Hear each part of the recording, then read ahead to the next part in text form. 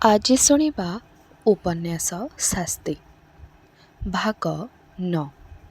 ଔପନ୍ୟାସିକ କାହ୍ନୁଚରଣ ମହାନ୍ତି। ଆଜି ପ୍ରଥମାଷ୍ଟମୀ। ଘରେ ଘରେ ବଡ଼ ପୁଅ ବଡ଼ ଝିଅଙ୍କର ଆନନ୍ଦର ଦିନ। ଥିଲା ସଭିଙ୍କର ଘରେ ନୂଆ ଲୁଗା, ପୁଣି ଏଣ୍ଡୁରି ପିଠା।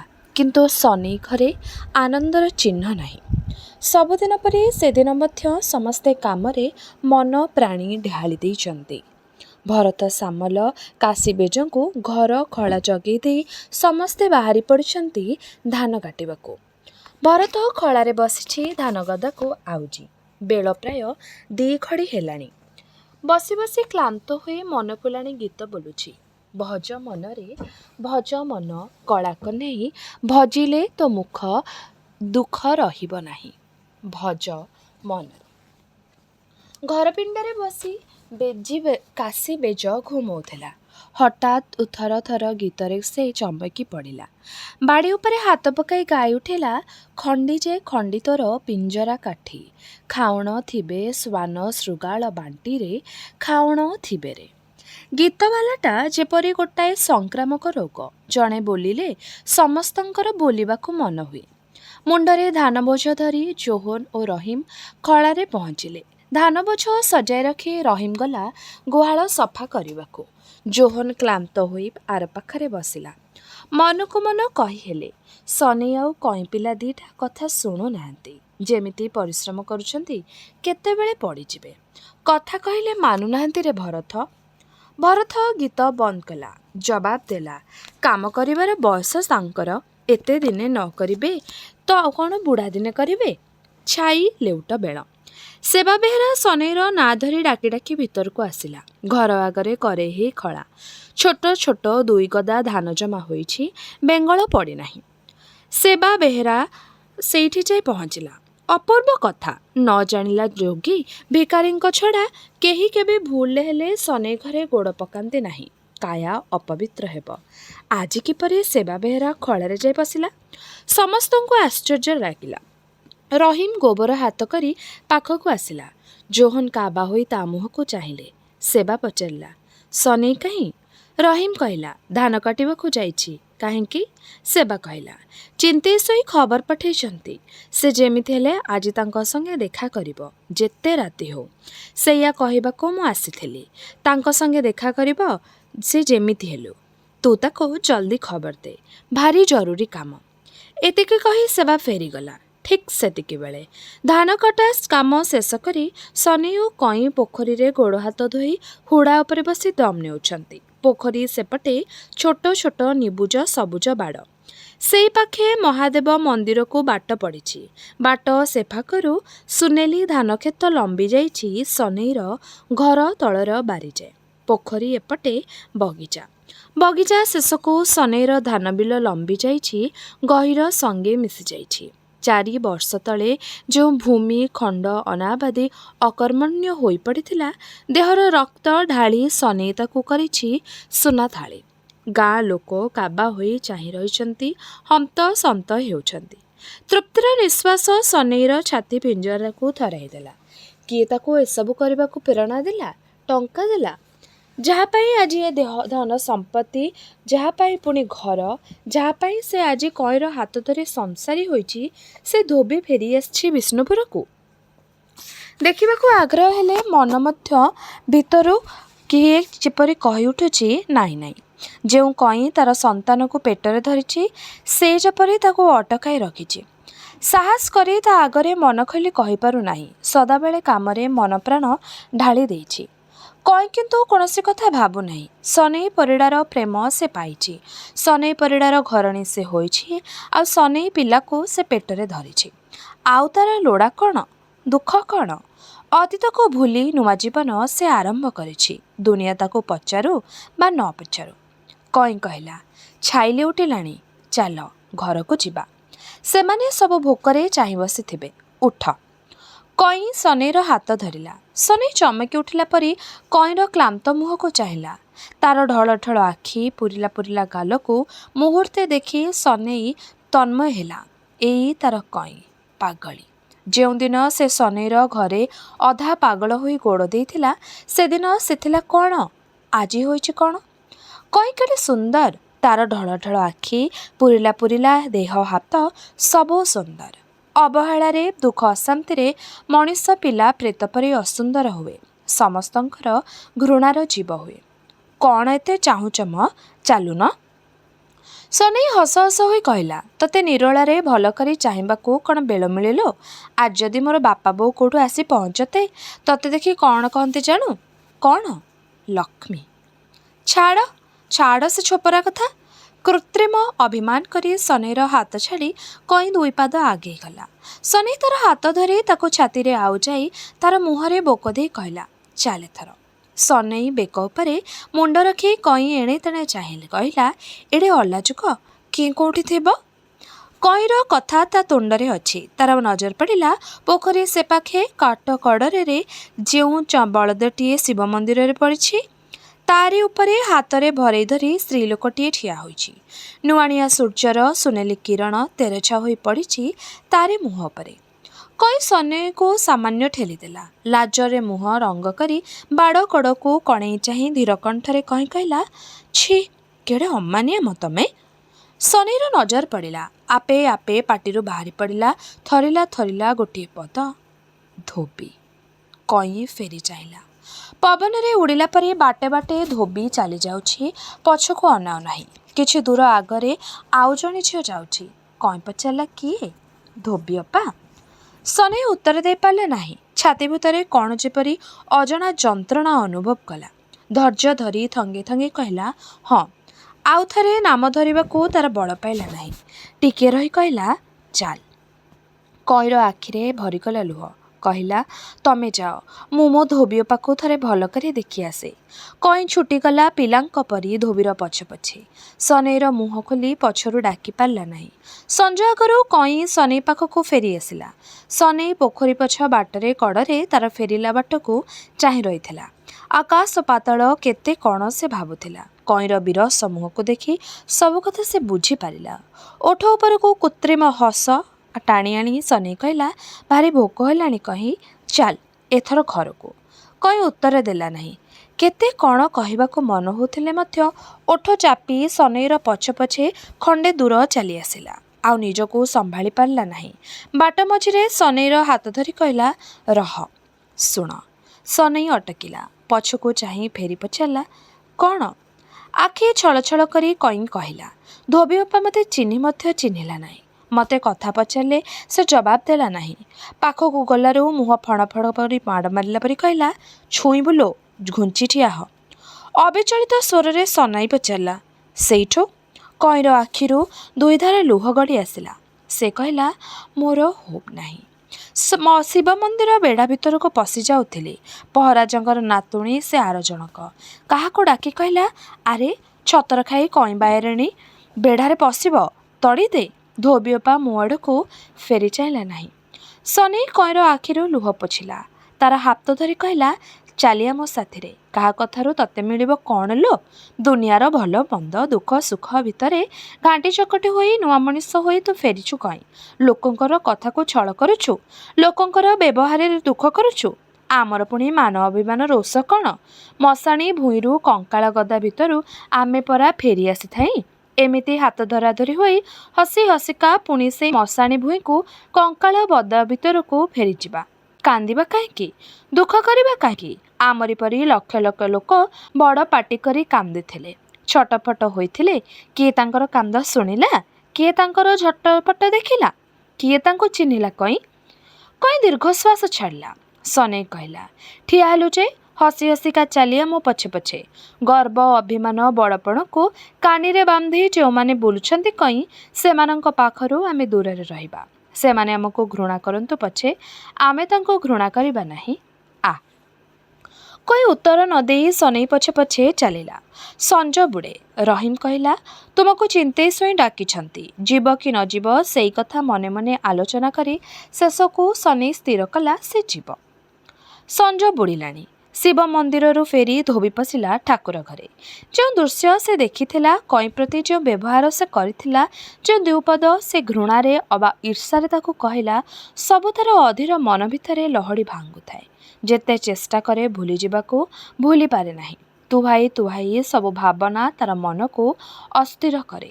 ଘିଅ ଦୀପ ତେଜି ଖଟୋଲି ଉପରେ ରଖିଲା। ରାଧାମାଧବଙ୍କର ପିତ୍ତଳ ବିଗ୍ରହକୁ ଚାହିଁ ହାତ ଯୋଡ଼ି ମନେ ମନେ ସେ ପ୍ରାର୍ଥନା କଲା, ମୋର ଅପରାଧ କ୍ଷମା କର ଭଗବାନ, ମୁଁ ଦୋଷ କରିଛି। ଶନି ଭାଇ ସୁଖରେ ରହୁ, କଇଁକୁ ନେଇ ସେ ଘର କରୁ। ମୋ ମନରେ ରାଗ ଆସିଲା କାହିଁକି? ମୋ ମନରେ ଶନି ଭାଇ ପ୍ରତି ମମତାର ଯେଉଁ ଶେଷ ରଶ୍ମି ଟିକକ ଦିକି ଦୁଃଖୀ ହୋଇ ଜଳୁଥିଲା, ତାକୁ ଲିଭେଇ ଦିଅ ଭଗବାନ। ତମେ ମୋତେ ପଥର କର।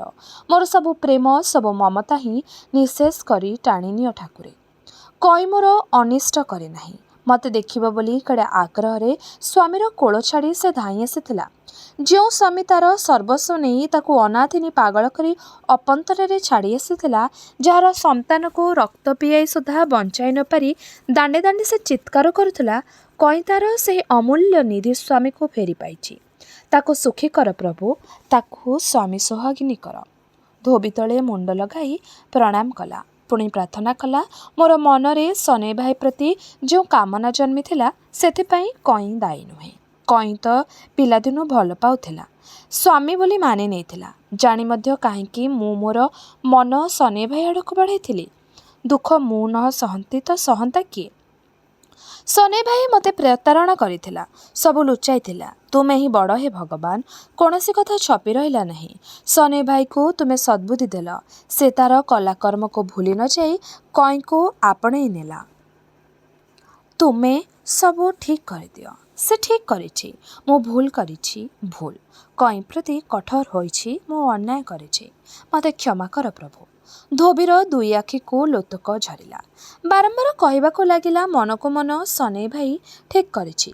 ସେ ବିଧର୍ମୀ, ଅଜାତି, ଅଛୁଆଁ, ପତିତ। ତଥାପି ସେ ବଡ଼ ମଣିଷ। ଅସୀମ ତାର ଧୈର୍ଯ୍ୟ, ବିରାଟ ତାର ମନ, ବିଚକ୍ଷଣ ତାର କର୍ତ୍ତବ୍ୟ ଜ୍ଞାନ। ଶନି ଠିକ୍ କରିଛି, ସବୁ ଭୁଲ ମୋର। ଧୋବି ଉଠି ବସିଲା। ଆଖିରୁ ଲୁହ ଯେତେ ପୋଛିଲେ ଅବାଧ୍ୟ ଝରଣା ଅଟକିଲା ନାହିଁ। ପୁଣି ଦୁଇ ହାତ ଯୋଡ଼ି କହିବାକୁ ଲାଗିଲା, ଆହୁରି ଲୁହ ରଖିଛ ଆଖିରେ? ନିଅ ନିଅ, ସବୁ କାଢ଼ି ନିଅ। ମୋତେ ପଥର କର, ମୂକ, ଅଥର୍ବ, କଠିନ କର ଭଗବାନ। ଠିକ୍ ତୁମରି ପରି ଶପଥ କର, ମୁଁ ମାନି ନେଉଛି। ଶନି ଭାଇ ଠିକ୍ କରିଛି, ଠିକ୍ କରିଛି। ଧୋବି ପୁଣି ତଳେ ମୁଣ୍ଡ ଲଗାଇଲା। ଶନି ଆଶ୍ଚର୍ଯ୍ୟ ମଣିଲା। ଚିନ୍ତେଇ ସ୍ୱଇଁ ପାଖକୁ ଏପରି ବ୍ୟବହାର ପାଇବ ବୋଲି ସେ କେବେ ଆଶା କରିନଥିଲା। ଯେଉଁ ପୁଞ୍ଜିପତି ଚିନ୍ତେଇ ସ୍ୱଇଁ ତାକୁ ଦେଖିଲେ କୁକୁର ମାଙ୍କଡ଼ ପରି ବ୍ୟବହାର କରୁଥିଲେ, ଧନ ମାନ ଓ ପ୍ରତିପତ୍ତିର ଗର୍ବ ଦେଖାଉଥିଲେ, ଯିଏ ସୂର୍ଯ୍ୟ ଚନ୍ଦ୍ର ମାନୁ ନଥିଲେ, ଦରିଦ୍ର ଅନଥର ଛାତି ଉପରେ ଗୋଡ଼ ପକାଇ ଯିଏ ରକ୍ତ ଶୋଷି ରାଜ୍ୟ ବିସ୍ତାର କରିଥିଲେ, ସେହି ଚିନ୍ତେଇ ସ୍ୱଇଁ ଅଧର୍ମୀ ଶନିକୁ ଦେଖି ଉଚ୍ଚ ପିଣ୍ଡାରୁ ଓହ୍ଲାଇ ଆସିଲେ କାହିଁକି? କାହିଁକି ତାର ହାତ ଧରି ସ୍ନେହରେ କହିଲେ, ଶନିକିରେ ଆ ବାପ, ଭିତରକୁ ଆ। ତାର ତୁଣ୍ଡରୁ କଥା ବାହାରିଲା ନାହିଁ। ପଥର ମୂର୍ତ୍ତି ପରି ଚିନ୍ତେଇ ସ୍ୱାଇଁଙ୍କର ହାତ ଧରି ସେ ଭିତରକୁ ଗଲା। ଚିନ୍ତେଇ ସ୍ୱାଇଁଙ୍କର ଶୋଇଲା ଘର ପଲଙ୍କ ଉପରେ ଶନିକୁ ଆଦର କରି ବସେଇଲେ। ଦୂରରେ ହୋଇ ଆଲୁଅ ରଖା ହୋଇଥାଏ ଟେବୁଲର ଟୁଲ୍ ଉପରେ। ସ୍ୱଇଁ ଭିତର ଆଡ଼ୁ କବାଟ ଆଉଜେଇ ଆଲମାରୀ ଖୋଲିଲେ। କେତେ ଖଣ୍ଡି କାଗଜ ହାତରେ ଧରି ପୁଣି ଶନି ପାଖକୁ ଆସିଲେ। ଶନିର ପାଖରେ ବସିଲେ। ଶନିକୁ ଆଶ୍ଚର୍ଯ୍ୟ ଲାଗୁଥାଏ। ସ୍ୱଇଁଙ୍କର ବ୍ୟବହାରର ଉଦ୍ଦେଶ୍ୟ ଜାଣିବାକୁ ସେ ଉଦ୍ବିଗ୍ନ ହୋଇ ଅପେକ୍ଷା କରିଥାଏ। ଚିନ୍ତେଇ ସ୍ୱଇଁ ଥରେ ଚାରିଆଡ଼େ ଆଖି ପକାଇ ଶନିକୁ ଚାହିଁ କହିଲେ, କେତେଦିନ ଯାଏଁ ତୁ ଏପରି ବାୟା ବୁଦ୍ଧି କରି ସଂସାର ବାହାରେ କାମ କରି ଚଳିବୁ ରେ? ହଁ, ଅନେକ କାରଣରୁ ମଣିଷର ରାଗରୋଷ ହୁଏ। ମୋର ମଧ୍ୟ ତୋ ବାପ ଉପରେ ଦିନେ ରାଗ ହୋଇଥିଲା। ଲୋକଙ୍କ ଆଗରେ ସେ ଅପମାନ କରି ମୋତେ କହିଲା, ଗଲା କଥା ଗଲାଣି, ପଛ କଥା ଘାଣ୍ଟିଲେ ଲାଭ ନାହିଁ। ମନରେ ରାଗରୋଷ ବଢ଼ିବ, ସେ ତ ନାହିଁ, କାହା ସଙ୍ଗେ ଆଉ ମୁଁ ଲଢ଼ିବି? ତୁ ଏ ଗାଁକୁ ଫେରି ଆସିଲା ପରେ ଅନେକ କଥା ଘଟିଯାଇଛି। କାଲିକାର ମେଞ୍ଚଡ଼ ପିଲା ହୋଇ ତୁ ତୋର ଗର୍ବ ଛାଡ଼ିନୁ। ଆଉ ମୁଁ ଚିନ୍ତେଇ ସ୍ୱଇଁ ଲୋକଚକ୍ଷୁର କେତେ ବଡ଼। ମୁଁ ବି ବଡ଼ପଣ ଛାଡ଼ି ପାରିଲି ନାହିଁ। ଯାହା ହେବାର କଥା ହୋଇଗଲା। ଗତ କଥା ଧରି ସବୁଦିନେ କ'ଣ ବସିଥିବା?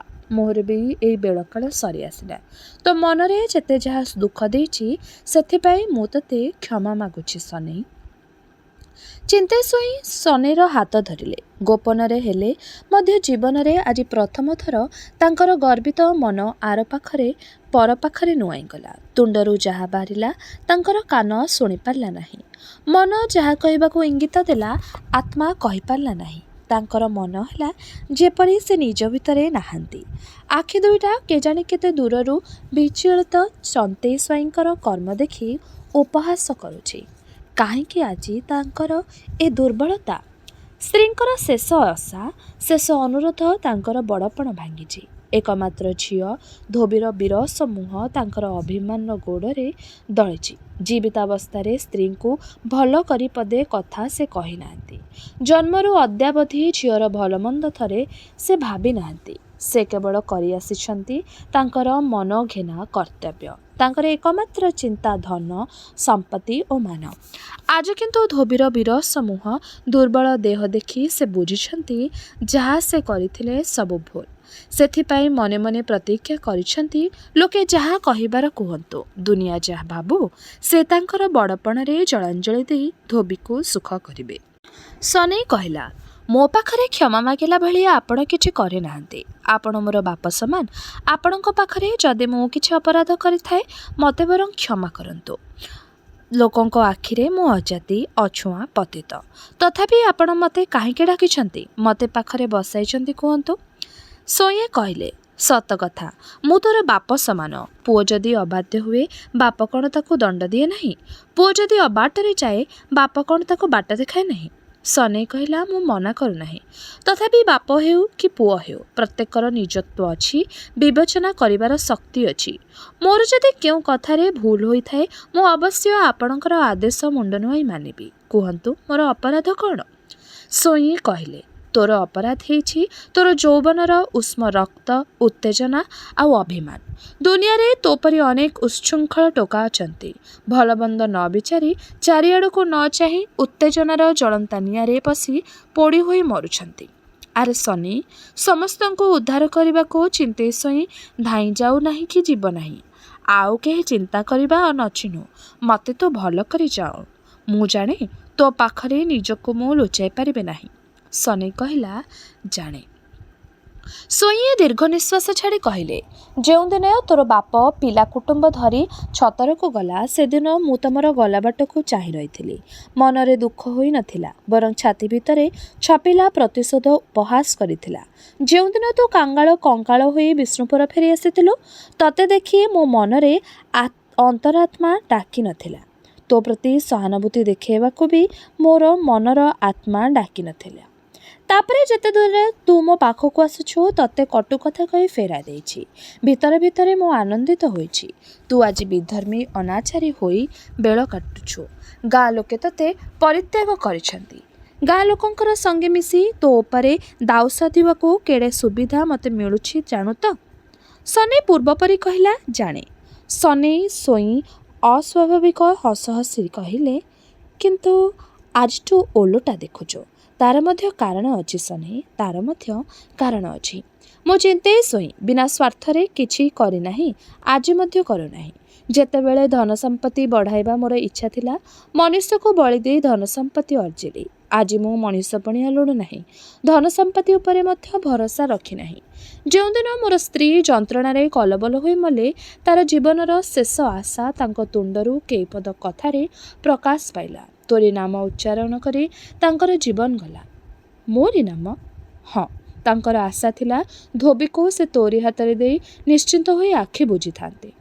ସନେଇର ଆଖି ଆଗରେ ଦୁନିଆ ଯେପରି ଚେକା ଚେକା ଭଉଁରୀ ଭଳି ଖେଳିବାକୁ ଲାଗିଲା। ତାର ଛାତିରେ ଯେପରି କିଏ ମୁଦ୍ଗର ପିଟିଲା। ସେ କାବା ହୋଇ ଚାହିଁ ରହିଲା ଚିନ୍ତେଇ ସ୍ୱଇଁଙ୍କ ଆଡ଼କୁ। ସ୍ୱଇଁଏ ଦମ୍ ନେଇ କହିଲେ, ସେ ତ ଚାଲିଗଲେ। ତାପରେ ମୁଁ ମୋର ଛାତି ଭିତରେ ଖୋଜିଲି, ଜାଣିଲି ଯେଉଁ ସ୍ନେହ ମମତାକୁ ପୋଡ଼ି ଜାଳି ଛାରଖାର କରିଥିଲି, ସେ ଏକାଥରେ ନିଃଶେଷ ହୋଇ ନାହିଁ। ଧୋବିର ମୁହଁକୁ ଚାହିଁ ବୁଝିଲି, ସେ ଠିକ୍ ବୁଝିଥିଲେ, ଠିକ୍ କହିଥିଲେ। ତୋର କ୍ରିୟାକଳାପ ଶୁଣି ମୋର ଧାରଣା ହେଲା, ତୁମେ ଦିହେଁ ପରସ୍ପର ଉପରେ ଅଭିମାନ କରି ଆତ୍ମହତ୍ୟା କରୁଛ। ମୋ ଉପରେ ରାଗ ରଖି ନିଜକୁ ଜାଳି ପୋଡ଼ି ମାରୁଛ। ଦିନୁ ଦିନୁ ଧୋବିର ଯେଉଁ ଅବସ୍ଥା ହେଉଛି, ସେ ହୁଏତ ଆଉ ବେଶୀ ଦିନ ବଞ୍ଚିବ ନାହିଁ। ବାପ ହୋଇ ଝିଅର ମରଣ ଦେଖିପାରିବେ ନାହିଁ ସନେଇ। ସେଥିପାଇଁ ମୁଁ ଚିନ୍ତେଇ ସ୍ୱଇଁ ଆଜି ତୋର ଶରଣରେ ପଶିଛି। ମୋର ବଡ଼ପଣକୁ ତୋର ହାତରେ ସମର୍ପି ଦେଇ ସବୁ ଦୋଷ ମାଗି ନେଉଛି ସନେଇ। ସନେଇ ବ୍ୟଥାଭରା ଆଖିରେ ସ୍ୱଇଁଙ୍କ ମୁହଁକୁ ଚାହିଁଲା। ପଦଟିଏ କଥା ବାହାରିଲା ନାହିଁ ତାର ତୁଣ୍ଡରୁ। କିନ୍ତୁ ଚିନ୍ତେଇ ସ୍ୱଇଁ ବାଧା ଦେଇ କହିଲେ, ପ୍ରତିବାଦ ଶୁଣିବେ ନାହିଁ। ଏଇ ନେ, ଏଇ ମୋର ଉଇଲ୍। ସବୁ ସମ୍ପତ୍ତି ମୋର ସ୍ୱର୍ପାର୍ଜିତ। 2 ଭାଗରୁ ଭାଗେ ସମ୍ପତ୍ତିର ଅଧିକାରୀ ମୁଁ। ମୋର ଭାଗକ ସମ୍ପତ୍ତି ମୁଁ ତୋରି ନାମକୁ ଉଇଲ୍ କରି ଦେଇଛି। ମୋ ନାମରେ? ହଁ, ତୋରି ନାମରେ। କାରଣ ମୁଁ ଜାଣେ ତୁ ମୋ କଥାରୁ ବାହାରିବୁ ନାହିଁ। କେତେବେଳୁ ଧୋବି ଆସି ବାହାରେ ଠିଆ ହୋଇଥିଲା। ରାତି ବେଶୀ ହେଉଛି। ସବୁଦିନ ଏତେବେଳକୁ ଚିନ୍ତେଶ୍ୱଇ ଖାଇସାରିଥାନ୍ତି। ଧୋବି ନିଜ ହାତରେ ବାଢ଼ି ଦିଏ। ବୁଢ଼ା ବାପର ଖାଇବ ଖବର ସେ ବୁଝେ। ଠାକୁରଙ୍କ ଆଗରେ ପ୍ରତିଜ୍ଞା କରି ସେ ଆସିଥିଲା। ଆଉ କେବେ କାହାରି କଥା ସେ ଭାବିବ ନାହିଁ। ମନରେ ଦୁଃଖ ଆନନ୍ଦ କି ଉତ୍ତେଜନା ଆଣିବ ନାହିଁ। ପବନରେ ଉଡ଼ୁଥିବା ଶିମିଳି ତୁଳା ପରି ସେ ଚାଲିଥିବ। ବାପାଙ୍କର ଉତ୍ତେଜିତ କଥା ଶୁଣି ସେ ପାଖକୁ ଆସି ଆଉଜା କବାଟରେ ଫାଙ୍କ ବାଟେ ଘର ଭିତରକୁ ଚାହିଁଲା। ନିଜର ଆଖିକୁ ସେ ବିଶ୍ୱାସ କରିପାରିଲା ନାହିଁ। ସେ କ'ଣ ସ୍ୱପ୍ନ ଦେଖୁଛି ଅଥବା ସେ ଏ ପୁରରେ ନାହିଁ? ଚିନ୍ତେଶ୍ୱଇଙ୍କ ଆଗରେ ବସିଛି ସନେଇ ପରିଡ଼ା। ତାର କାନରେ ପଡ଼ିଲା। ଚିନ୍ତେଶ୍ୱଇ କହିଲେ, କିଛି ବଦଳିଯିବ ନାହିଁ ରେ। ଯେଉଁ ଅନାଥ ଗୁଡ଼ିଙ୍କୁ ଘରେ ଆଶ୍ରା ଦେଇଛୁ ସେମାନେ ଆଶ୍ରା ପାଇବେ। ସେମାନଙ୍କୁ ଘର କରେଇ ଦେବୁ, ଜମିବାଡ଼ି ଖଞ୍ଜି ଦେବୁ। କେଉଁ କଥାରେ ତୋର ଅଭାବ ରହିବ? ତୋର ଯାହା ଇଚ୍ଛା ତୁ କରିବୁ।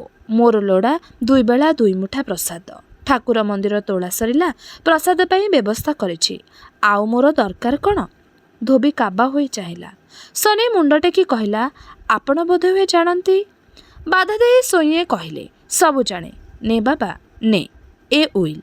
ତୁ ଏତକ ଗ୍ରହଣ କଲେ ମୁଁ ନିଶ୍ଚିନ୍ତ ହେବି। ପୁଣି ତୁ ଜାତି ହେବୁ, ଧର୍ମରେ କୂଳରେ ମିଶିବୁ। ଯେତେ ଟଙ୍କା ଖର୍ଚ୍ଚ ହେବାର ହେଉ, ସମସ୍ତେ ଟଙ୍କାର ଚାକର। ଦୁନିଆରେ କେହି ତୁଣ୍ଡ ଖୋଲି ପାରିବେ ନାହିଁ। କଇଁ ବାୟାଣୀ ପରି ପୁଣି ତାର ବାପର ଢିଅକୁ ଫେରିଯିବ। ତାର ଚଳାଚଳର ସୁବିଧା କରିଦିଆଯିବ। ତୁ ଭଲ ପିଲା। ମୁଁ ଜାଣେ ତୋ ମନରେ କଳଙ୍କର ଦାଗ ଲାଗିନାହିଁ। ବୃଥାଟାରେ ଲୋକଚକ୍ଷୁରେ ତୁ ଦୋଷୀ ହେବୁ କାହିଁକି? ବାୟା ବୁଦ୍ଧି ଛାଡ଼େ। ତୋ ହାତରେ ଧୋବିକୁ ଦେଇ ମୁଁ ନିଶ୍ଚିନ୍ତ ହେବି। ସୁଖରେ ଆନନ୍ଦରେ ଆଖି ବୁଝିବି। ସନେଇ ଅସ୍ଥିର ହୋଇ ଉଠିଲା। ଆଉ ବାହାରେ ଅନ୍ଧାରରେ ଠିଆ ହୋଇଛି ଯେଉଁ ଧୋବି, ବାପାଙ୍କର କଥାରେ ଯେପରି ତାର ପିଣ୍ଡରୁ ପ୍ରାଣ ଛାଡ଼ିଯିବ। ଦେହ ହାତ ଛାତି ତାର ଥରି ଉଠିଲା। ସେ ତାର ଦୁର୍ବଳ ଥରିଲା ଦେହଲତାକୁ କାନ୍ଥ ଉପରେ ଆଉଜି ଦେଇ ଆଖି ବୁଝିଲା। ମନ ତାର କହି ଉଠିଲା, ନା ନା, ଏ ଅସମ୍ଭବ କଥା। ଧନ ମାନ ଆଉ ପ୍ରତିପତ୍ତି ଲୋଭରେ ସନେଇ ପରିଡ଼ା ଚିନ୍ତେଶ୍ୱଇଙ୍କର କଥାରେ ରାଜି ହୋଇପାରେ। କିନ୍ତୁ ଅକୃତଜ୍ଞ ଦୁଶ୍ଚରିତ୍ର ସନେଇ ପରିଡ଼ାର ଛାତିରେ ଧୋବିର ସ୍ଥାନ ନାହିଁ। ତୁନି ରହିଲୁ ଯେ? ସନେଇ ପଥର ଆଖିରେ ଲୁହ ଢଳ ଢଳ ହେଲା। ସେ କହିଲା, ମୋତେ କ୍ଷମା କରନ୍ତୁ। ଆପଣଙ୍କର ଦାନ, ଆପଣଙ୍କର ସ୍ନେହର ମୁଁ ଅଯୋଗ୍ୟ। ଚିନ୍ତେଶ୍ୱଇ ଚମକି ଉଠିଲା ଧୋବି। କାନ୍ଥ ଉପରୁ ମୁଣ୍ଡ ଟେକି କବାଟ ଫାଙ୍କରେ ଡବ ଡବ କରି ସେ ଚାହିଁଲା। ଦେଖିଲା ସ୍ୱଇଁଙ୍କ ହାତରୁ ଦାନପତ୍ର ଖସି ପଡ଼ିଲା। ସେ ପଲଙ୍କ ଉପରୁ ଉଠି ପଥର ମୂର୍ତ୍ତି ପରି ତଳେ ଠିଆ ହୋଇ ରହିଲେ। ତୁଣ୍ଡରୁ ତାଙ୍କର କଥା ବାହାରିଲା ନାହିଁ। ସନେଇ ମଧ୍ୟ ପଲଙ୍କ ଉପରୁ ଉଠି ତଳେ ଠିଆ ହେଲା। ଧୋବିର ଇଚ୍ଛା ହେଲା କବାଟ ଠେଲି ଘର ଭିତରକୁ ପଶିଯିବ। ବାପର ହାତ ଧରି କହିବ, ଏ କ'ଣ କରୁଛ? ବିଧବା ଝିଅଟା ପାଇଁ ନିଜର ଗର୍ବ, ସମ୍ମାନ, ବଡ଼ପଣକୁ ଗୋଟାଏ ବିଧର୍ମୀର ଗୋଡ଼ ତଳେ ଅଜାଡ଼ି ଦେଉଛ? ତମରି ରକ୍ତ ମୋର ଏଇ ଛାତିରେ ଅଛି। ସେଇ ରକ୍ତର ତେଜରେ ମୁଁ କହୁଛି, କାଙ୍ଗାଳ ପତିତ ଦୁଶ୍ଚରିତ୍ର ସନେଇ ତମର ହେବାକୁ ଅଯୋଗ୍ୟ। ଧୋବିର ଗୋଡ଼ ଚଳିଲା ନାହିଁ। ଚିନ୍ତେଶ୍ୱଇ ମୁଣ୍ଡ ଟେକି ସନେଇର ମୁହଁକୁ ଚାହିଁଲେ। ମୁଣ୍ଡ ଭିତରେ ଆଗ୍ନେୟଗିରିର ଲେଲିହାନ ଅଗ୍ନିଶିଖା ଜଳି ଉଠିଲା। ଯେପରି ସେହି ନିଆଁରେ ସେ ନିଜେ ଜଳିପୋଡ଼ି ଭସ୍ମ ହେବେ। ତାଙ୍କର ମନେ ହେଲା ବନେଇ ପରିଡ଼ାର ପୁଅ ସନେଇ ପରିଡ଼ା ଜୀବନର ଶେଷ ପ୍ରତିଶୋଧ ନେଇଛି। ଚିନ୍ତେଶ୍ୱଇର ବଡ଼ପଣ, ବଂଶ, ମର୍ଯ୍ୟାଦା ଉପରେ ଛାତି ଫୁଲାଇ ଚାଲିଛି। ଚିନ୍ତେଶ୍ୱଇ ଆଉ ଥରେ ସନେଇ ପରିଡ଼ାର ମୁହଁକୁ ଚାହିଁଲେ। ଭିତରର ଜଳିଲା ନିଆଁକୁ ଛପେଇ ଧୈର୍ଯ୍ୟ ଧରି କହିଲେ, ସନେଇ, ମୋର ଜୀବନର ଶେଷ ଆଶା ପୂରଣ କରିବାକୁ ମୋର ସର୍ବସ୍ୱ ମୁଁ ତୋ ହାତରେ ଟେକି ଦେବା ପାଇଁ ପ୍ରସ୍ତୁତ ହୋଇଛି। ମୋର ଜଳିଲା ପୋଡ଼ିଲା ପ୍ରାଣରେ ତୁ ଆଉ ଆଘାତ ଦେନା। କହ ସନେଇ। ଚିନ୍ତେଶ୍ୱଇ ପୁଣି ସନେଇର ହାତ ଧରିଲେ। ସେ କହିଲା, ମୁଁ ଆପଣଙ୍କର ଅଯୋଗ୍ୟ ଅବାଧ୍ୟ ସନ୍ତାନ। ଛାତି ଭିତରର ଛପିଲା କଥା ତୁଣ୍ଡରେ ମୁଁ ପ୍ରକାଶ କରିପାରୁନାହିଁ। ଆପଣଙ୍କର ଗୋଡ଼ ଧରୁଛି। ମୁଁ କ୍ଷମା ଚାହୁଁନାହିଁ। କ୍ଷମାର ମଧ୍ୟ ମୁଁ ଅଯୋଗ୍ୟ। ଆପଣ ମୋତେ ଯେଉଁ ଦଣ୍ଡ ଦେବେ, ମୁଣ୍ଡ ପାତି ହସି ହସି ମୁଁ ଗ୍ରହଣ କରିବି। କିନ୍ତୁ ଆପଣଙ୍କର ଦାନ, ଆପଣଙ୍କର ସ୍ନେହ ମୁଁ ଗ୍ରହଣ କରିପାରିବି ନାହିଁ। ସନେଇ ପରିଡ଼ା ଚିନ୍ତେଶ୍ୱଇଙ୍କର ଗୋଡ଼ ତଳେ ମୁଣ୍ଡ ଲଗାଇଲା। ଧୋବି ଆଉ ସହିପାରିଲା ନାହିଁ। କ୍ରୁଦ୍ଧିତା ସିଂହ ପରି କବାଟ ଠେଲି ଘର ଭିତରକୁ ପଶି ଆସିଲା। ସନେଇ ପରିଡ଼ା ଉଠି ଠିଆ ହେଲା। ଆଖି ଆଗରେ ବିଜୁଳି ଲତା ଧୋବି, ସନେଇ ମନର ଛପିଲା ଆତ୍ମା, ବିଦ୍ରୋହର ପ୍ରେରଣା, ଆଖିର ଲୁହ। ଧୋବିର ଜଳିଲା ଜଳିଲା ଆଖି ଥରଟିଏ ସନେଇର ମୁହଁ ଉପରେ ପଡ଼ିଲା। ଆଖି ଆଗରେ ସନେଇ ଭାଇ ସନେଇ ପରିଡ଼ା, ଯାହାପାଇଁ ସେ ବଞ୍ଚିଛି, ଯାହାପାଇଁ ସେ ସ୍ୱାମୀ ଶ୍ୱଶୁର ଶାଶୁ ମାଆଙ୍କୁ ବଳି ଦେଇଛି, ଯାହାପାଇଁ ସେ ବାପର ଟେକିଲା ମୁଣ୍ଡ ନୁଆଉଛି, ପୁଣି ଜଳିପୋଡ଼ି ହୋଇ ସେ ମରୁଛି। ଚିନ୍ତେଇ ସ୍ୱାଇଁ ଦେଖିଲେ ତାଙ୍କର ଆଖିର ପିତୁଳା ଧୋବି ସେ କିଛି ଭାବିପାରିଲେ ନାହିଁ। ଧୋବି ତାର ଥରିଲା ବାପକୁ କୁଣ୍ଢେଇ ଧରି କହିଲା, ଏ କ'ଣ କରୁଛ ବାପା?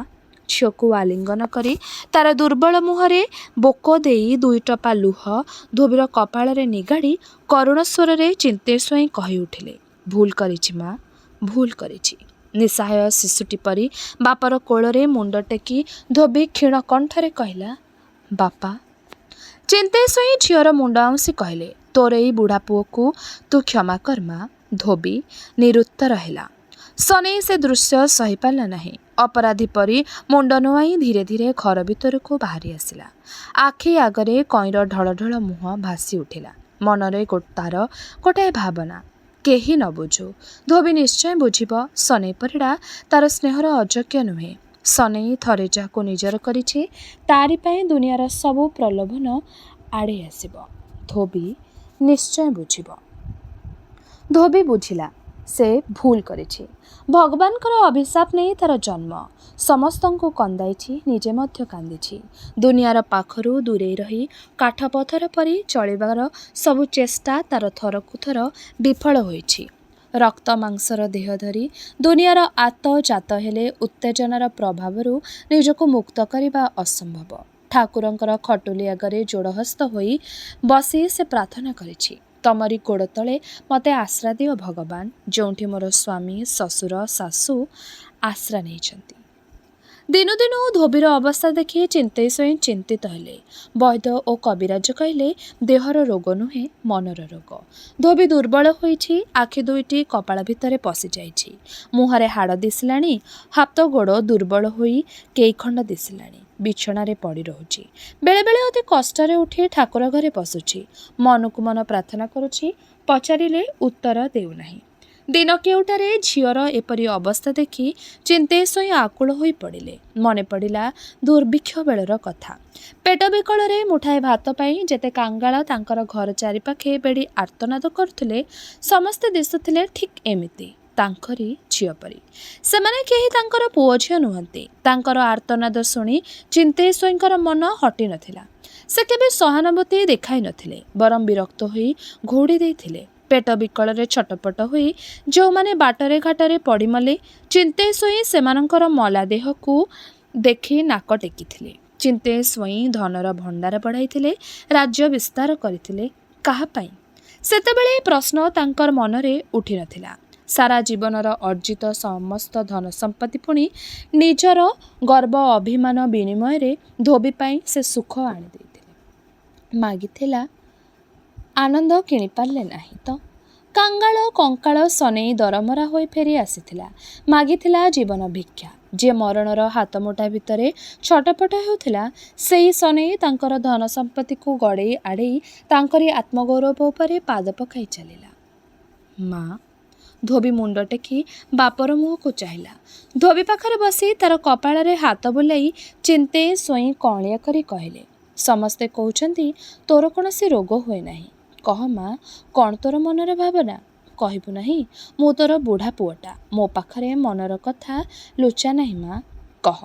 ଧୋବି ତାର ଦୁର୍ବଳ ହାତରେ ବାପର ହାତ ଧରିଲା। କହ।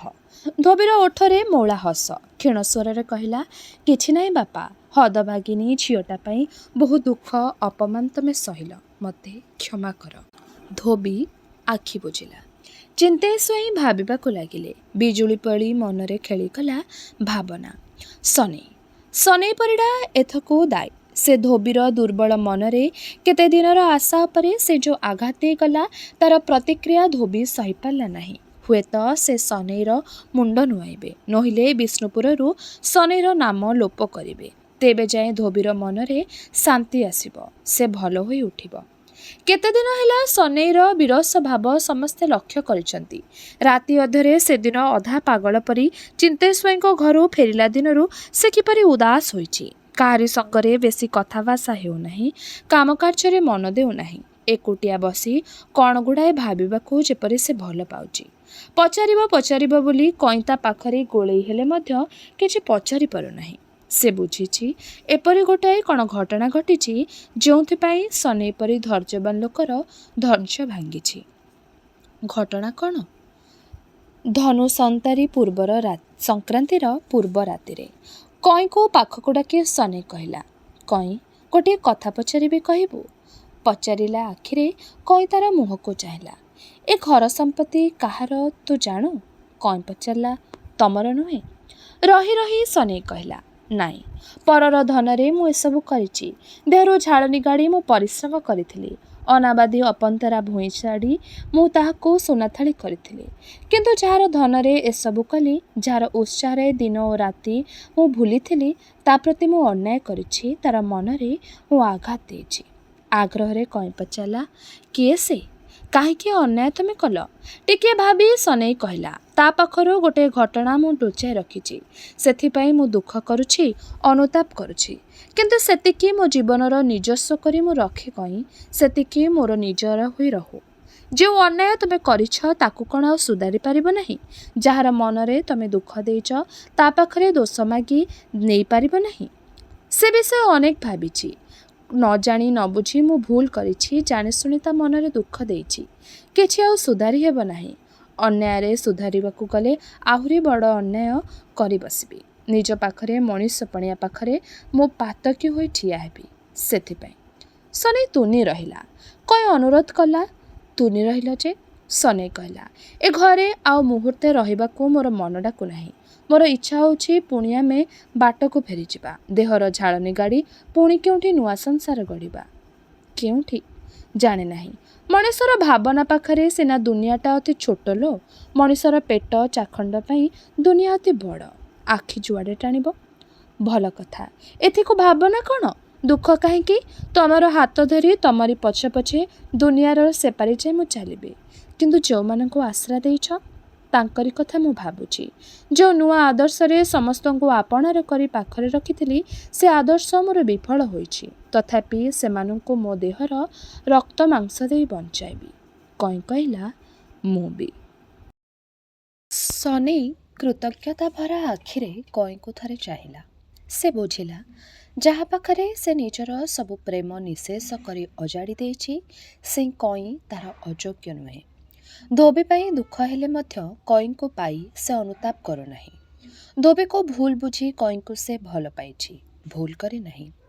କଇଁର ମୁହଁକୁ ଚାହୁଁ ଚାହୁଁ ସନେଇ ତାର ମୁହଁକୁ ନିଜ ଆଡ଼କୁ ଟାଣି ଆଣି ତାର ଗାଲରେ ଚୁମା ଦେଲା। କଇଁ ଲାଜରେ ମୁହଁ ଟାଣି ଆଣି ପଦାକୁ ଚାହିଁଲା। ସନେଇର ମନ ହେଲା ଯେପରି କେତେ ଦୂରରୁ ଧୋବିର ବ୍ୟଥଭରା ଆଖି ଦୁଇଟି ତାରି ଆଡ଼କୁ ଚାହିଁ ରହିଛି। ଲୁହରେ ଢଳ ଢଳ ଦୁର୍ବଳ ଓଠ ଖୋଲି ଅସ୍ପଷ୍ଟ ସ୍ୱରରେ କହି ଉଠୁଛି, ଅକୃତଜ୍ଞ। ଛାତି ଭିତରେ ଯନ୍ତ୍ରଣା ଅନୁଭବ କଲା ସନେଇ। କଇଁ, କ'ଣ କହୁଛ?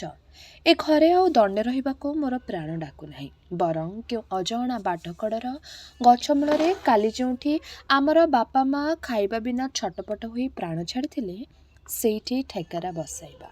ଏ ଘରର ଚାଳ ତଳେ ସତେକି ଯେପରି ନିଆଁ ଜଳୁଛି।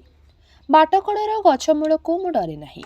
ଜୋନ୍ ନହାକ, ରହିମ, ଭରତ ଓ କାଶୀକୁ ଡାକ ତ। କଇଁ କବାଟ ମେଲା କରି ଖଞ୍ଜା ଭିତରକୁ ଉଠିଗଲା। ଜୋହନ ଅଳପ ହସି କହିଲେ, ମଣିଷ କହିଲେ କେବଳ ଦେହଟାକୁ ବୁଝାଏ ନାହିଁ। ଦେହ ଛଡ଼ା ଆହୁରି ଅନେକ ଅଦେଖା ଅଙ୍ଗ ମଣିଷର ଅଛି। ବୁଦ୍ଧି, ଜ୍ଞାନ, ରୁଚି, ପ୍ରେମ, ପ୍ରକୃତି ଏମିତି। କେବଳ ଦେହର ସୁଖ ପାଇଁ ଯାହା ଲୋଡ଼ା ସେତକ କଲେ ଦୁନିଆର ସବୁ ମଣିଷ ତ ସମାନ ହେବେ ନାହିଁ। ସମାନ ନ ହେବା ହିଁ ପ୍ରକୃତିର ନିୟମ। ତେଣୁ ସମସ୍ତେ ଭିନ୍ନ। ସବୁ ଯଦି ସମାନ ହୁଅନ୍ତା, ପାଣି ବି ଗଡ଼ନ୍ତା ନାହିଁ। ସବୁ ହୁଅନ୍ତା ନିଶ୍ଚଳ। ଦୁନିଆରେ ହଲଚଲ ନଥାନ୍ତା, ଆନ୍ଦୋଳନ ନଥାନ୍ତା। ପାହାଡ଼ ତଳର ପଥର ପରି ମଣିଷ ଜାତି ଅଚଳ, ନିର୍ଜୀବ ହୋଇ ପଡ଼ନ୍ତା। ଟିକିଏ ରହି ପୁଣି କହିଲେ, ସେଇଥିପାଇଁ ଜାତି, ଧର୍ମ, ବଳସନ ଆପେ ଆପେ ଗଢ଼ି ହୋଇ ଉଠୁଛି। ଠିକ୍ କଥା। ପୁରୁଣା ବନ୍ଧାଗତାର ଗଡ଼ି ଚାଲିଛି ଯେଉଁ ସମାଜ, ସେଥିରେ ନୂଆ କିଛି କରିବାକୁ ଗଲେ ଚାରିଆଡ଼ୁ ପ୍ରତିବାଦ ମାଡ଼ି ଆସେ। ଆଉ ଦୁନିଆର ନୂଆ ହୋଇବା କ'ଣ ଅଛି? ସବୁ ପୁରୁଣା, ଭୁଲା ଅତୀତର ଅଜଣା ସ୍ମୃତିର ନୂଆ ରୂପ।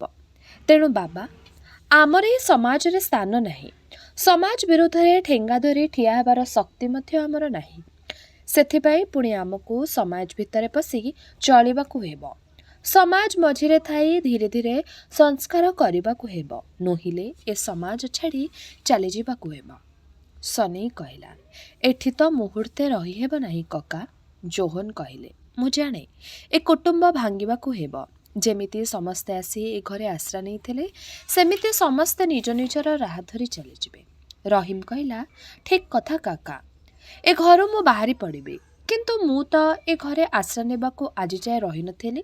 ସନେଇ ଭାଇ ମୋତେ ବାନ୍ଧି ରଖିଥିଲା। କଇଁଅପା ସେ ବନ୍ଧନରେ ଡୋରକୁ ଟାଣ କରିଛି। ମୋର ଏ ଡୋରକୁ କେହି ଛିଣ୍ଡାଇ ପାରିବେ ନାହିଁ। ସନେଇ ଭାଇର ହାତ ଧରି ମୁଁ ଚାଲିବି ଯୁଆଡ଼େ ସେ ଯିବ। ସନେଇ କହିଲା, କକା, ତମେ ବା ଆମକୁ ଛାଡ଼ିଯିବ କୁଆଡ଼େ? ତମରି ଆଶୀର୍ବାଦ ନେଇ କଇଁର ଜୀବନ ସଙ୍ଗେ ମୋର ଜୀବନ ମୁଁ ଯୋଡ଼ି ଦେଇଛି। ରହିମ ତମର ଗୋଟିଏ ହାତ ଧରିବ, ଆର ହାତଟି ଧରିବି ମୁଇଁ। ତମେ ବାଟ ଦେଖାଇବ କକା, ଆମେ ଚାଲିବୁ। ଜୋହନ ଆନନ୍ଦରେ ଆତ୍ମହରା ହେଲେ। ଦୁଇ ଆଖି ତାଙ୍କର ଓଦେଇ ହୋଇ ଆସିଲା। ଗଦଗଦ କଣ୍ଠରେ କହିଲେ, ତମେ ଦିହେଁ, ତୁମକୁ ଛାଡ଼ି ମୁଁ ରହିବି କେଉଁଠି? କାଶୀ ଓ ଭରତଙ୍କର ଶୁଖିଲା ମୁହଁକୁ ଚାହିଁ କଇଁ କହିଲା, କାଶୀ ଓ ଭରତ ଦିହେଁ ମୋର ନିପାରିଲା ପିଲା ଦିଓଟି। ପାଖରେ ବସି ହାତରେ ନ ଖୋଇଲେ ତାଙ୍କର ତୁଣ୍ଡକୁ ଯାଏ ନାହିଁ କକା। ସେମାନଙ୍କର ଦୁଇ ହାତ ଧରି ମୁଁ ତୁମର ପଛେ ପଛେ ଚାଲିବି। କାଶୀ ଓ ଭରତଙ୍କର ମୁହଁ ଉଜ୍ଜଳି ଉଠିଲା। ସନେଇ ପଚାରିଲା, କେବେ ଯିବା କାକା? ଜୋହନ କହିଲେ, ଡେରି କରିବା ନାହିଁ। ସେତେବେଳେ ପାହାନ୍ତିଆ ତରା ପୂର୍ବ ଆକାଶରେ ମଥା ଉପରେ ଦାଉ ଦାଉ ହୋଇ ଜଳୁଥାଏ। ଯେଉଁଦିନ ଆମର ଏଇ ନୂଆ ପୃଥିବୀ ଆକାଶ ମଝିକି ଖସି ଆସିଲା, ଯେଉଁଦିନ ପୁଣି ସୃଷ୍ଟି ହେଲା ପାଣି, ମାଟି, ଉଦ୍ଭିଦ, ଜୀବଜଗତ, ପୁଣି ଉତ୍ପାତିଆ ମଣିଷ ଜାତି, ସେଦିନ ମଧ୍ୟ ସେ ଠିକ୍ ଏମିତି ଜଳୁଥିଲା। ସବୁ ସେ ଦେଖିଛି। ପୁଣି ଆଉ କେତେ ଦେଖିବ ଦୁନିଆର ଉଠ ପଡ଼, ଭଲ ମନ୍ଦ। ଶେଷକୁ ଯେତେବେଳେ ଆମର ଅତି ପ୍ରିୟ ଟିକି ପୃଥିବୀଟି କେନ୍ଦ୍ରଚ୍ୟୁତ ହୋଇ ଖସିଯିବ ଶୂନ୍ୟ ଶୂନ୍ୟ, ଅଜଣା କାହିଁ କୁଆଡ଼େ, ସୃଷ୍ଟି ଧ୍ୱଂସ ହେବ, ଟିକି ପୃଥିବୀଟି ପୁଣି ଜଳି ଉଠିବ। ହେବ କେବଳ ଆଲୁଅର ଶିଖା। କାଲି ପାହାନ୍ତିଆ ତରା ହୁଏତ ସେଦିନ ବି ହସୁଥିବ ଏମିତି। ଧୋବି ଚମକି ଉଠିଲା। ସେଦିନର ସେହି ସଞ୍ଜବେଳର ଘଟଣା ତାର ନିଦ୍ରିତ ଆଖି ଆଗରେ ଉଭା ହେଲା। ସନେଇ ପରିଡ଼ାର କାନ୍ଧ ଉପରେ କଇଁର ପ୍ରେମାକୁଳ ଭୟାତୁର ମୁହଁ। ଅଜାଣତରେ ତୁଣ୍ଡରୁ ପଦଟିଏ କଥା ବାହାରିଲା, ଅକୃତଜ୍ଞ। ଧୋବି ଆଖି ଖୋଲିଲା। ଖୋଲଝରକା ବାଟେ ବାହାରର ଅନ୍ଧାର କେଡ଼େ ଭୟଙ୍କର ଦେଖାଯାଉଛି। ପୂର୍ବ ଆକାଶର ମଥା ଉପରେ ଉପହାସ କରୁଛି ପାହାନ୍ତି ତାରା। ଆଲୁଅକୁ ସାମାନ୍ୟ ତେଜି ଚୌକିରୁ ଉଠି ଚିନ୍ତେଶ୍ୱରୀ ପାଖକୁ ଗଲେ। ଝିଅର କପାଳରେ ହାତ ରଖି କହିଲେ, କ'ଣ ମା? ଧୋବି ବଲ ବଲ କରି ଚାହିଁ ରହିଲା। ଚିନ୍ତେଶ୍ୱରୀ ଧୋବିର ମୁଣ୍ଡ ଆଉଁସି କହିଲେ, ମଣିଷ ଅତି ଅକୃତଜ୍ଞ ମା, ତାକୁ କୃତଜ୍ଞ କରିବାକୁ ଟାଣ ହାତ ଲୋଡ଼ା। ସନେଇ ପରିଡ଼ା ପୁଣି କାଲି ଆସି ମୁଣ୍ଡ ନୁଆଁଇ ଗୋଡ଼ ଭାଙ୍ଗି ଠିଆ ହେବ। ତୁ ଚିନ୍ତା କରନା। ଧୋବି ବିଚଳିତ ହେଲା। ଘରର ଚାରିଆଡ଼କୁ ଆକୁଳ ଆଖିରେ ଚାହିଁ ଡାକିଲା, ବାପା। କ'ଣ ମା? ରହି ରହି କହିଲା, ସନେଇ ଭାଇକୁ କ'ଣ କ୍ଷମା କରିପାରିବ ନାହିଁ? ଆଗ୍ରହରେ ସ୍ୱଇଁଏ କହିଲେ, ପାରିବି ମା। ସେ ଖାଲି ଥରଟିଏ ଆସି ମୋ ଆଗରେ ତୋ ପାଖରେ ଠିଆ ହେଉ। ସେ ଆସିବ ମା, ନିଶ୍ଚୟ ଆସିବ। ତା ପାଇଁ ମୁଁ ଶାସ୍ତି ବିଧାନ କରିଛି। ଶାସ୍ତି? ସେ କିଛି ନୁହେଁ ମା। ପୁଅକୁ କ'ଣ ବାପ ଶାସ୍ତି ଦିଏ ନାହିଁ? ମୁଁ ଯେଉଁ ଉଇଲ୍ କରିଛି ତାକୁ ସାଇତି ରଖିଛି। ସନେଇ ଭଲ ପିଲା। ସେ କହିପାରିଛି ନା, ଯେଉଁ ଦଣ୍ଡ ଦେବି ମୁଣ୍ଡପାତି ସେ ଗ୍ରହଣ କରିବ। ମୋର ଶାସ୍ତି ସେ ମାନିବ। ସେ ଫେରି ଆସିବ। ତାରି ହାତରେ ମୁଁ ମୋର ସବୁ ସମ୍ପତ୍ତି ଟେକିଦେବି। ଆଉ ନା ନା ବାପା, ଆଉ କିଛି ନୁହେଁ। ସେ ଅକୃତଜ୍ଞ। ଦିଅ ଦିଅ ତାକୁ ଶାସ୍ତି। କହୁ କହୁ ଧୋବି ତକିଆ ମୁହଁରେ ମାଳିଲା। ଆଖି ତାର କାନ୍ଦିଲା ନାହିଁ, କାନ୍ଦିଲା ଆତ୍ମା। ଚିନ୍ତେଶ୍ୱରୀ ତାର ମୁଣ୍ଡ ଆଉଁସିଲେ। ଧୋବି ମୁଣ୍ଡ ଟେକି ପୁଣି ପଚାରିଲା, ଦାଦା ଆସିଲେ ନାହିଁ? ସବୁ ପିଲାଙ୍କୁ ସଙ୍ଗରେ ନେଇ ସେ କାଲି ଆସି ପହଞ୍ଚିବ। ମୁଁ ଖବର ପଠାଇଛି। ଟିକେ ଅପେକ୍ଷା କରି ଧୋବି କହିଲା, ବିଦେଇକୁ ମୁଁ ପୋଷପୁତ୍ର କରିବି ବାପା। ତମେ ଆୟୋଜନ କର, ଆଉ ମୁଁ ତମର ଅବାଧ୍ୟ ହେବି ନାହିଁ। ପଦଟିଏ କଥା ସ୍ୱଇଁଙ୍କ ମୁହଁରୁ ବାହାରିଲା, ପାଗଳି। ଧନୁ ସଂକ୍ରାନ୍ତି ସକାଳେ ଦାଣ୍ଡଘରେ ସବୁ ଗ୍ରାମବାସୀଙ୍କୁ ଏକାଠି କରି ସ୍ୱଇଁଏ କହିଲେ, ଠାକୁରଙ୍କ ପାଇଁ ସବୁ ତ ହେଲା, ତାଙ୍କର ଚଳାଚଳ ପାଇଁ କିଛି ସମ୍ପତ୍ତି ଖଞ୍ଜା ହେବା ଦରକାର। ପହରାଜଙ୍କ ହାତକୁ କାଗଜପତ୍ର ବଢ଼ାଇ ଦେଇ ସେ ହସି ହସି କହିଲେ, ସନେଇ ପରିଡ଼ାର ସବୁ ସମ୍ପତ୍ତି ଠାକୁରଙ୍କ ନାମରେ କେବେଠୁ କିଣା ସରିଛି। ଆଇନ ଅନୁସାରେ ମଧ୍ୟ କେବେଠୁ ଦଖଲ ନିଆ ହୋଇଛି। ଗାଁ ପୁଅ ସେ, ମୋର ପ୍ରାଣପଣେ ଚେଷ୍ଟା କଲି ତାକୁ ଭଲ ବାଟକୁ ଆଣିବା ପାଇଁ, ହେଲା ନାହିଁ। ଅନ୍ୟାୟ ଅନୀତି କରି କେତେ ଦିନ ଆଉ ସେ ଗାଁରେ ଥିବ? ଆମର ଛାତି ଉପରେ ଚାଲିବ? ଆମେ ଛେଳି ମେଣ୍ଢା ପରି ଅନେଇ ରହିଥିବା? ନା ନା, ଆଉ ସହି ହେବ ନାହିଁ। ଗ୍ରାମବାସୀ, ତମେ ତମର ଠାକୁର ସମ୍ପତ୍ତିକୁ ଦଖଲ ନିଅ। ବୁଝି ହୁସିଆର, ମାରଧର କରିବ ନାହିଁ। ସବୁ ଛତରଖିଆଙ୍କ ହାତ ଧରି ପଦାକୁ କାଢ଼ିଦେବ। ସେବା ବେହେରା ପ୍ରତିବାଦ କଲା। ଆଇନ ଅଦାଲତ ସେ କଥା ମୁଁ ବୁଝିବି, ଖାଲି ମନେ ରଖିଥାଅ, ସନେଇ ପରିଡ଼ା ବୋଲି 3 ବର୍ଷ ହେଲା ଏ ଗାଁରେ କେହି କେବେ ନଥିଲା। ଜମି ସବୁ ପଡ଼ିଆ ପଡ଼ିଥିଲା, ତମେ ଘର ତୋଳିଛ, ତମେ ଧାନ ରୋଇଛ, ଧାନ ପାଚିଲା, ଅଧେ ତମେ କାଟି ଖଳାରେ ରଖିଛ, ବାକି ତକ ଆଜି କଟା ହେବ, ଖଳାରେ ଜମା ହେବ। ସେବା ବେହେରା କଥାର ମରମ ବୁଝିଲା। ବିନି କାଣ୍ଡି ପଚାରିଲା, ଯଦି ସେମାନେ ବାଧା ଦିଅନ୍ତି, ଓଲଟି ଆମକୁ ମାରିଗଡ଼ାନ୍ତି? ସୋଇଏ କହିଲେ, ତମର ଦେଖିଲା କାମ କରିଦେବ, ତେବେ ଦେଖି ସମଝି କରିବ। ବେଶୀ ଅବାଧ୍ୟ ହେଲେ ମୋତେ ଖବର ପଠାଇବ। ଟିକିଏ ରହି ପୁଣି କହିଲେ, ଶୁଣ ଗ୍ରାମବାସୀ, ସନେଇ ପରିଡ଼ାର ଜମିରେ ତ ଠାକୁରଙ୍କର ବର୍ଷକର ନୀତି, ଯାନିଯାତ୍ରା, ଅତିଥି ଅଭ୍ୟାଗତ ଚର୍ଚ୍ଚା ଚଳିବ ନାହିଁ। ସେଥିପାଇଁ ମହାଦେବଙ୍କ ତଳତଳରୁ 15 ମାଣ ଜମି ଠାକୁରଙ୍କ ନାମରେ ମୁଁ ଲେଖିଦେଇଛି। ସେ ଜମିର ଧାନରେ ହାତ ଦିଆ ହୋଇନାହିଁ। ସନେଇର ଜମିର କାମ ସାରି ସେତକ ବି କାଟିଦେବ। ସବୁ ଧାନ କାଟିବା ପରେ ସନେଇର ଖଳାରେ ଜମାଇ ରଖିବ। ବୁଝିଲ? ଗ୍ରାମବାସୀ ବୁଝିଲେ ବୋଲି ହରିବୋଲ ନାଦରେ ଘର କମ୍ପାଇ ଦେଲେ। ପ୍ରହରାଜେ ଗଦଗଦ ହୋଇ କହିଲେ, ଧନ୍ୟ ତୁମେ ଚିନ୍ତେ ସ୍ୱଇଁ, ଯାବତ୍ ଚନ୍ଦ୍ରାକ୍ଷରେ ନାମ ରଖିଗଲ। ଧର୍ମାନ୍ତ ପୁରୁଷ ବୋଲି ତମେ ଲୋକେ ଯୁଗେ ଯୁଗେ ତମର ନାମ ପକାଉଥିବେ। ଧନ୍ୟ ଧନ୍ୟ। ପୁଣି ହରିବୋଲ। ସ୍ୱଇଁଏ କହିଲେ, ଆଜି ଧନୁ ସଂକ୍ରାନ୍ତି, ଠାକୁରଙ୍କ ପାଖରେ ଧନୁମୁଆଁ ଭୋଗ ହେବ। ଶୁଣ ପ୍ରହରାଜେ, ଆଜି ସନ୍ଧ୍ୟାକୁ ଜନ୍ତାଳର ଆୟୋଜନ କର। ଗ୍ରାମବାସୀଙ୍କୁ ମିଶାଇ ଯେତେ ଅତିଥି ଅଭ୍ୟାଗତ ଯେଉଁଠି ଆସିବେ ସମସ୍ତଙ୍କୁ ପଙ୍ଗତରେ ଯୋଗ ଦେବା ପାଇଁ ବ୍ୟବସ୍ଥା କର। ଯାହା ଖରଚ ହେବ ଆମ ଭଣ୍ଡାର ଘରୁ ଯିବ। ତମେ ଖାଲି ଆୟୋଜନ କର। ଭଲ ଦିନ ଦେଖି 24 ପ୍ରହରୀ ନାମଯଜ୍ଞର ମଧ୍ୟ ବ୍ୟବସ୍ଥା କର। ସବୁ ଖର୍ଚ୍ଚ ମୁଁ ତୁଲାଇବି। ଏ ବର୍ଷରୁ ଆରମ୍ଭ ହେଉ, ତେଣିକି ଠାକୁରଙ୍କ ନିଜ ଆୟରୁ ଭବିଷ୍ୟତରେ ପ୍ରତିବର୍ଷ ଚଳିବ। ଆହା ହା, ଧନ୍ୟ ପୁଣ୍ୟାତ୍ମ ପୁରୁଷ, ପ୍ରହରାଜେ କହିଲେ। ହରିବୋଲ ନାଦରେ ଘର କମ୍ପି ଉଠିଲା। ସ୍ୱଇଁଙ୍କର ଆଦେଶରେ ଗ୍ରାମବାସୀମାନେ ଗ୍ରାମଦାଣ୍ଡକୁ ଗଲେ। ଏକା ରହିଲେ ପ୍ରହରାଜେ। ସ୍ୱଇଁଏ କହିଲେ, ଶୁଣ ପ୍ରହରାଜେ, ଯେତେ ହେଲେ ସନେଇ ଆମ ଗ୍ରାମର ପିଲା। ଜାତି ପ୍ରତି ଆମର ଆକ୍ରୋଶ ନାହିଁ, ତାକୁ ମୁଁ ଘୃଣା କରୁନାହିଁ। ଯେଉଁ ଛତରଖିଆ ପଞ୍ଜାକ ସେ ପାଖରେ ରଖିଛି, ସେହିମାନେ ତାକୁ ନଚାଉଛନ୍ତି। ସେମାନେ ଯଦି କୁଆଡ଼େ ଚାଲିଯାଆନ୍ତେ, ସନେଇ ଆମ ଗ୍ରାମର ପିଲା, ପୁଅ ସମାନ। ସେ ଗ୍ରାମରେ ରହନ୍ତା, ଘର କରି ସେ ସୁଖରେ ରହୁ। ସ୍ୱଇଁଏ ତାଙ୍କର ମନ କଥା ବୁଝି କହିଲେ, ତା ବୋଲି ସେ ଠାକୁରଙ୍କର ସମ୍ପତ୍ତିରୁ କାଣିଚାଏ ପାଇବ ନାହିଁ। ତାକୁ ତମେ ବୁଝାଇ କହିବ ପ୍ରହରାଜେ, ବୁଝାଇ କହିବ, ସେ ଯଦି ଥରେ ମୋ ପାଖକୁ ଆସେ, ତାର ଦୋଷ ମାନିଯାଏ, ମୋର ଲୁହାର ବୋଲର ହୁଏ, ସେତିକି ସମ୍ପତ୍ତି ତାର ଠାକୁରଙ୍କୁ ଦିଆହେଲା, ତାର 2 ଗୁଣ ସମ୍ପତ୍ତି ତାକୁ ନିଜ ହାତରୁ ମୁଁ ଦେବି, ପୁଣି ଫେରାଇ ଦେବି ତାର ବାପର ସମ୍ପତ୍ତି। ପ୍ରହରାଜଙ୍କ ମୁହଁରେ ବିସ୍ମୟର ଭାବ ଉକୁଟିଲା। ସ୍ୱଇଁଏ କହିଲେ, ତାକୁ ନିରୋଳାରେ ଡାକି ସବୁ ତମର ହୋଇ ବୁଝାଇ କହିବ। ଆଉ ଶୁଣ, ଗାଁ ପିଲା ସେ, ତମରି କୁହାରେ ଯଦି ଭଲ ବୁଦ୍ଧି କରେ, ମୋ ପାଖକୁ ଆସେ, ଆମ ଗହିରର ଅସଲ ଶାରଦ ଜମିରୁ 5 ମାଣ ତମେ ପାଇବ। ଯାବତ୍ ଚନ୍ଦ୍ରାକେ ତମେ ଭୋଗ ଦଖଲ କରିବ ବୋଲି ମୁଁ ଲେଖିଦେବି। ପ୍ରହରାଜଙ୍କ ମୁହଁ ଉଜ୍ଜ୍ୱଳ ହେଲା। ସେ ଜାଣନ୍ତି, ସ୍ୱଇଁଏ ଯାହା ତୁଣ୍ଡରେ କହନ୍ତି ସେଇଆ କରନ୍ତି କାମରେ। ଟିପେ ନାଶ ନାକରେ ଦେଇ କହିଲେ, ଧନ୍ୟ ଦୟାଳୁ ପୁରୁଷ, ଏ ସାମାନ୍ୟ କାମ ମୁଁ କରିପାରିବି ନାହିଁ। କାଲିକାର ପିଲାଟା ସନେଇ କଥାରୁ ଫେର ବାହାରେ ହେବ। ଯାଅ ତେବେ। ପ୍ରହରାଜେ ଖୁସି ହୋଇ ଫେରିଲେ। ସ୍ୱଇଁଏ ଦୀର୍ଘ ନିଶ୍ୱାସ ଛାଡ଼ି କେତେ କ'ଣ ଭାବିବାକୁ ଲାଗିଲେ। ଦିନ ପ୍ରାୟ 9ଟା।